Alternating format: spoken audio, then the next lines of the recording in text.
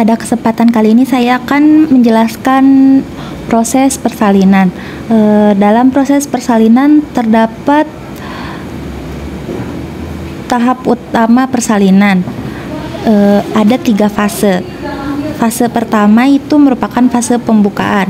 Nah, dalam fase pembukaan ini terdapat 3 fase juga, yaitu fase laten, pembukaan 1-4 cm, kemudian fase aktif yaitu pembukaan 4-8 cm, dan yang terakhir fase transisi yaitu pembukaan 8-10 cm. Fase berikutnya adalah fase kelahiran bayi atau biasa disebut persalinan. Nah, fase terakhir setelah bayi keluar itu ada fase pengeluaran plasenta. Setelah melahirkan, seorang ibu biasanya mengalami involusi rahim. Involusi rahim adalah proses pemulihan ukuran dan posisi rahim setelah melahirkan.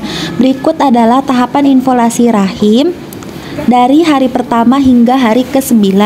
Pada hari pertama setelah persalinan, rahim mulai berkontraksi untuk menghentikan pendarahan.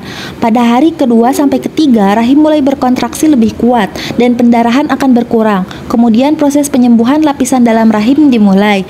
Pada hari keempat sampai keenam, kontraksi rahim tetap terjadi yang bisa menyebabkan rasa nyeri atau kram. Nah, pada hari ketujuh, proses involusi rahim hampir mencapai 50 hingga 60% penyembuhan. Pada hari ke-8 sampai hari ke-9, proses involusi hampir selesai meskipun rahim masih dalam proses penyembuhan total. Nah, yang biasanya terjadi pada ibu setelah melalui persalinan yaitu adalah nifas.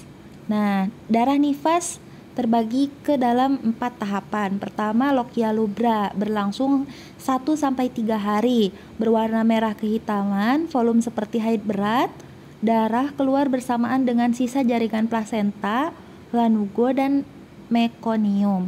Nah, berikutnya adalah lokia sanguinolenta, berlangsung 3-7 hari, berwarna merah muda, volume mulai sedikit, darah keluar bercampur lendir.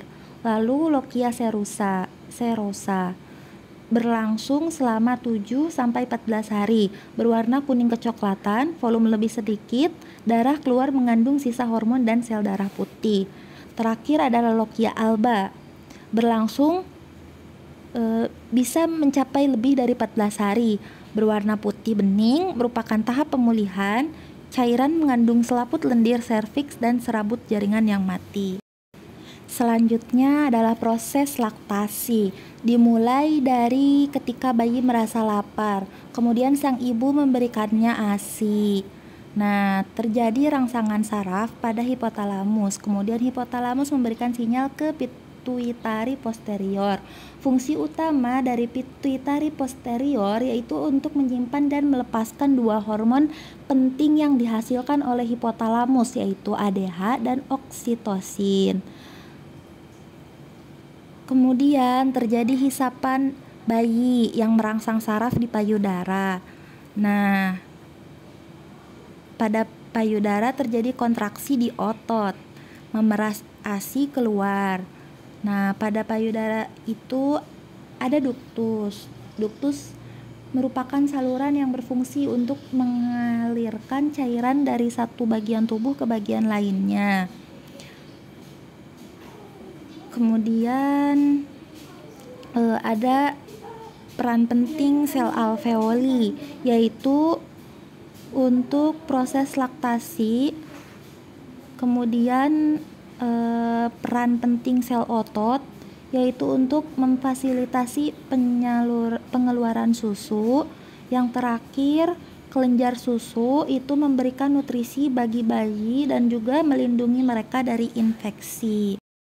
Selanjutnya ada struktur payudara, dimulai dari dinding toraks. Dinding toraks merupakan dukungan struktural untuk payudara dan perlindungan jaringan payudara.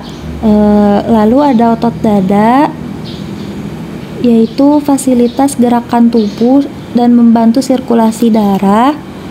Lalu ada lobus, produksi ASI, tempat penyimpanan sementara ASI dan transportasi ASI. Lalu ada areola, yaitu area berpigmen gelap yang mengelilingi puting payudara. Ada saluran susu yang membantu memastikan bahwa ASI yang diproduksi dapat mencapai bayi secara optimal. Dan yang terakhir, jaringan adiposa yang keberadaannya sangat penting, yaitu untuk melindungi jaringan fungsional, memberikan bentuk, dan mendukung berbagai fungsi fisiologis payudara.